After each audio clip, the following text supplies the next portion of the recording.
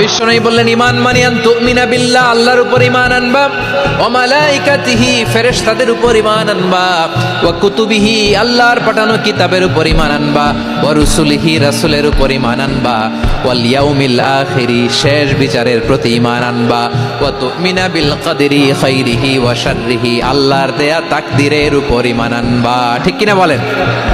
তাহলে এই 6টা মৌলিক বিষয়ের উপর বিশ্বাসকে বলে ঈমান। আল্লাহ ওই ঈমানদারদেরকে পছন্দ করে যাদের ঈমান এরকম মজবুত। আল্লাহ বললেন ওয়াল মুমিনিনা ওয়াল মুমিনাতি, ঈমানদার পুরুষ এবং নারীরাও আমার কাছে বড্ড প্রিয়। তাহলে আমার প্রিয় ভাইরা, ইসলাম যেমনি বুঝেছেন সারেন্ডার, ঈমান মানে হচ্ছে বিশ্বাস, বিশ্বাসের স্বীকৃতি। এই বিশ্বাস না থাকলে ওই মানুষের কোনো দাম নাই। ঈমান ছাড়া নেক আমলের কোনো দাম নাই।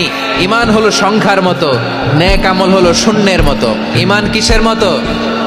সংখ্যা, আর নেক আমল শূন্য। আচ্ছা, আপনি ঈমান আনেন না, ঈমান ছাড়া খালি নেক আমল, তাহাজ্জুদ, নামাজ, রোজা, জিকির, আজকার, এক এক ইবাদতের কারণে খালি শূন্য পাইতেছেন। শূন্য পেতে পেতে পেতে পেতে হাজারটা শূন্য।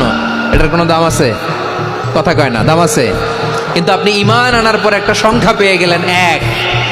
এবার নেক আমল করলেই একের পাশে শূন্য বসে গেলে কত হয়?